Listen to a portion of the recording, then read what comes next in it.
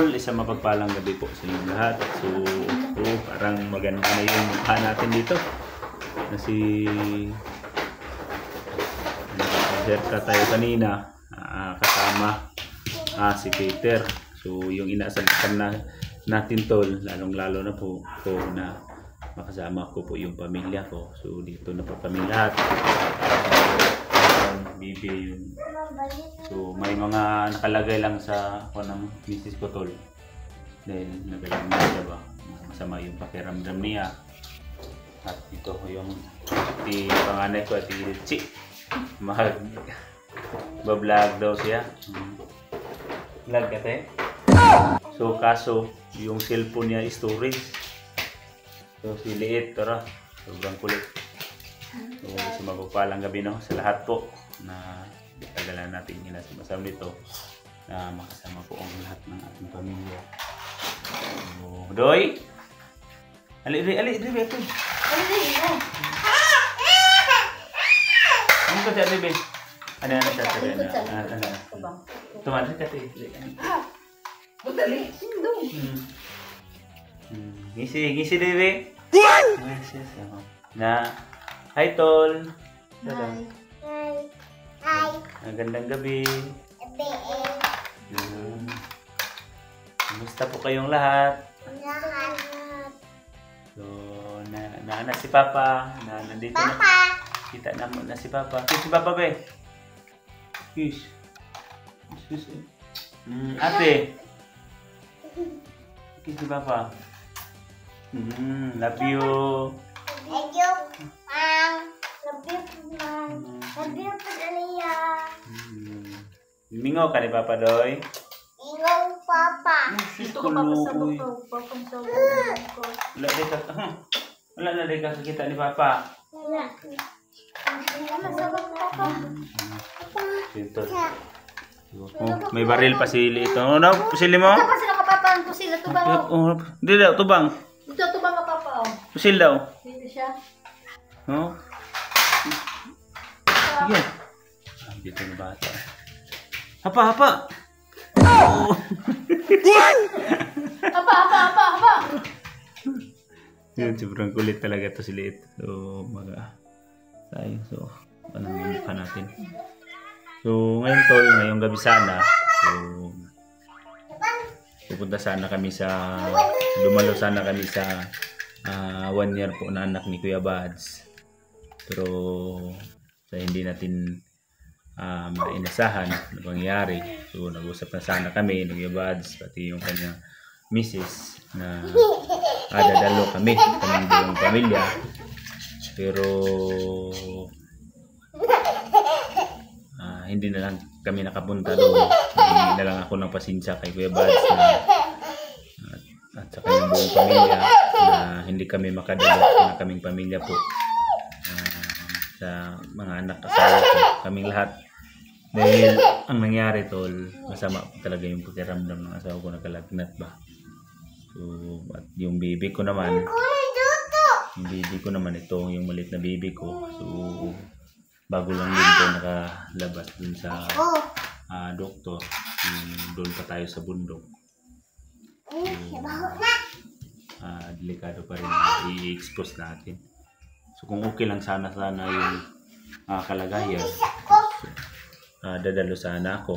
Pero ako na lang po ang nanghihingi ng pasensya. So naunawaan naman po ni Kuya Bads na hindi mo na ako makadalo. Kumbaga nag-uusap pa sana kami na ganyan na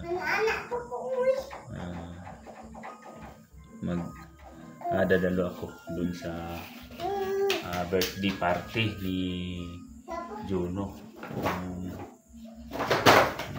Kasi ninong din tayo ni Juno. So, hindi naman pwede tol na pabayaan ko. Kaya po ako na lang pupunta doon. Hindi na pwede kasi masama talaga yung pakiramdam ni Mrs. Kawan. Paano na itong mga anak ko? Lalong na to. Paano na to? Walang problema itong dalawa. Yung ito. So, kulit. Mga oras na hindi pa natutulog. Lalong-lalo na si Liit na sobrang kulit. Hinay ha, makuha ng kuhan. Yung pinakamakulit. So, kaya hindi matagal tayo na hindi nakabanding sa ating pamilya. So, bibigyan muna natin ng time habang hindi pa tayo babalik sa bundok. So, kaninang umaga, may mga tutukan po tayo narinig dun sa itaas ng bahagi ng bundok. So, inasahan talaga natin na naka-encuentro po nila yung nabalitaan namin.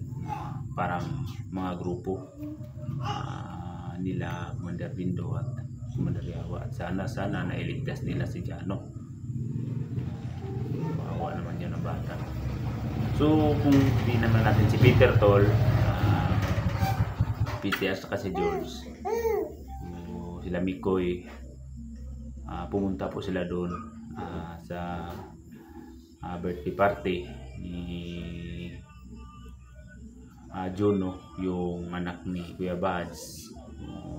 Kung baga, nagpausapan na talaga namin lahat na kami lahat doon sasama, pero pinasama ko na lang si Peter para kasi nandiyan naman si George. Yung kistol ba na kung yung kalagayan, masanay si Peter sa mga maraming tao at sa mga sitwasyon dito sa labas.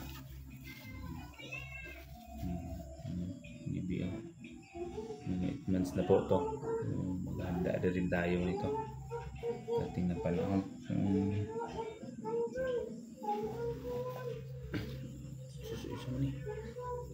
Sama ni lang.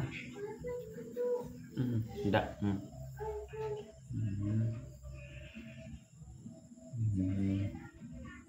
So maraming salamat ya Kalatol, no, sa lahat po na sumubaybay at nagdasal at sumusuporta sa lahat po sa atin, lalong sa akin, lalong na po sa admin ng Pinunong Gabriel, si Ma'am Darling Mino. Maraming salamat po. At sa admin din ni Paritatsky, si Ma'am Daphne, maraming salamat. At si Miri Makunay, salamat po. Si Aligri, salamat po talaga sa inyong lahat, sa mga suporta sa tulong ninyo at sa lahat po ng nagdasal at sumusuporta at nagbigay ng mga kunting tulong sa mga kasamahan ko nung nabihag pa tayo. So maraming salamat po sa inyong lahat na hindi po ninyo tayo pinabayaan, lalo na po sa mga dasal ninyo, sa mga kuwan guys ninyo, tol. So ngayon, tol, pag-usapan din natin yung kalagayan ni Jano dun sa loob, na nakikita ko talaga porsigido po. So yun, tol, naputol yung video natin kasi nilagay po ang baby namin sa luyan. So maraming salamat nga pala, tol, no, sa nibigay ng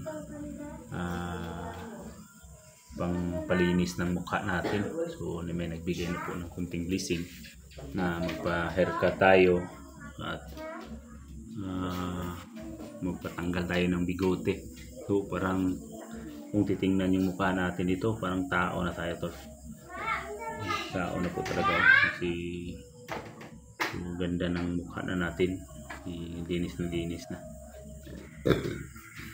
So, at salamat nga ba, ate, na sa binigay mo. So nagbili din ako ng ulam kanina, pagkain namin ng pamilya ko at kami lahat. Maraming salamat sa inyo at sana naway patubayan pa rin kayo ng Panginoon at bibigyan pa kayo ng mga more na blessing pa na so saya ko, tol, na hindi ko mapipigilan talaga, tol, na kasama mo ang iyong buong pamilya at mag-ibanding. Hanggat hindi pa ako makabalik sa bundok, so sisikapin ko muna tol na bibigyan ng oras at panahon ng ang buong pamilya ko, ang anak.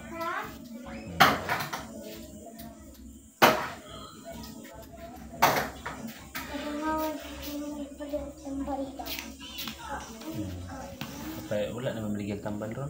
Na, may tambal pa ito. Isa okay daw no. Dili ito. Doy. Hi. Hi. Sige na. Daghan na yung mingaw si mo, na hi. Hi. Na, kumusta mo? Minta mo. Si Anting. Ito ba, Dre? Angay, ikaw, ice cream? Si Anting. Mukhaon lang siya ice cream. Gabiin naman. Naman ni Anting diwe. Ay, wala. Sige lang, mapalit at taga-ice cream pag makalaag ka. Dito ni Anting mo.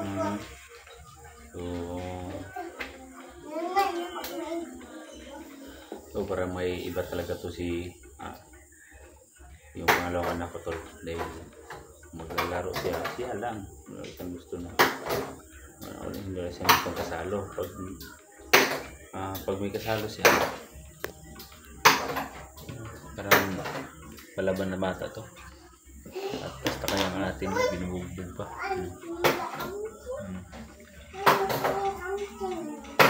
So yun tol, sa lahat no, lahat po sa inyo.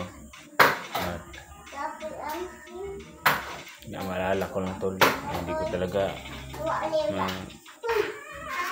malimutan yung malala ko, hinihingi talaga yung last choice o sinasabi ni ay sigurado ka na sa Edires gawas. Nasabi talaga ni Jano na kuya, kung makalabas ka na sana kuya, ako'y nanghingi ng tawad sa iyo sa nagawa ko dahil hindi ko naman talaga yung kagustuhan, nakukontrol ko talaga yung sarili ko, nilalindo. Kaya yun may nasabi ako na hindi maganda sa inyo. So ako'y nanghingi ng tawad. So, sinabi ko sa kanya tol, huwag mo lang yung isipin, ang importante na makalabas o makatakas tayo dito sa mundo na magulo. Yung pagtangka sana niyang pagtaka sa akin, so nabutan siya ng mga tao ni Dindo, kaya yan tuloy binugbog siya, binugbog ng mga kasamahan nila. Tawa talaga yung bata, sobrang iyak niya. At ang muling salita pa niya sa akin, sana kuya huwag mo akong kalimutan. Kung may isip ko tol, parang madurog yung puso ko ba na maalala ko yung sinabi niya sa akin na sana huwag daw na ko daw siyang kalimutan. Pero huwag ka mag-alala, Jano. Gagawa talaga ako ng paraan para maisalba ka. At sa ngayon, kailangan ko muna mag-ipon ng lakas para mabawi ka. Bibigyan ko sa muna ng time ng pamilya ko. Hayaan mo. Hahanapin kita, iiligtas kita. Kasama ko ang buong team. Sinong willing sumama na may salba yung buhay niya, gagawin po namin. Gagawin ko po. Ang lalo na po na hindi pa natin konkreto kung ano talaga yung buong istorya kay Peter. May dalawa po yung pangalan niya. So, hindi na lang natin babanggitin yung runim na nakilala kay Peter para in case po sa emergency o safety po sa kanyang kalagayan. So yun tol,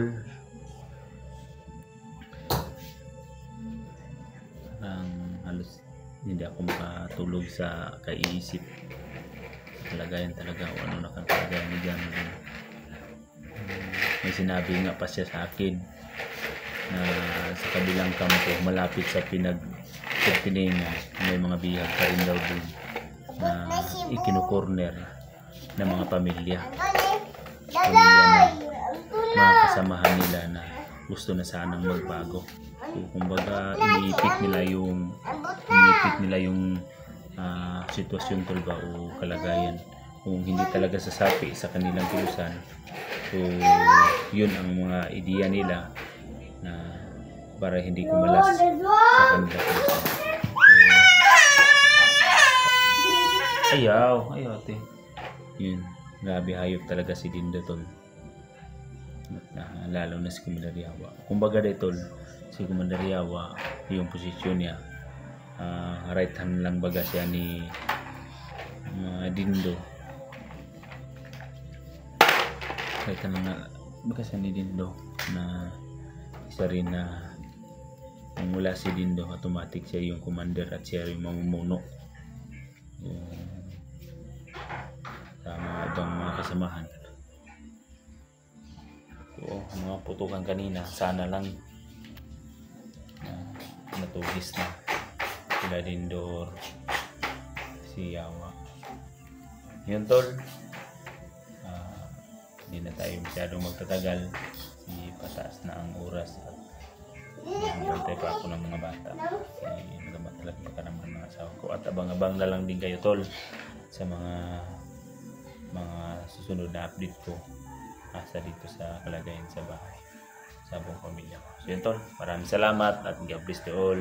Thank you po sa inyong lahat.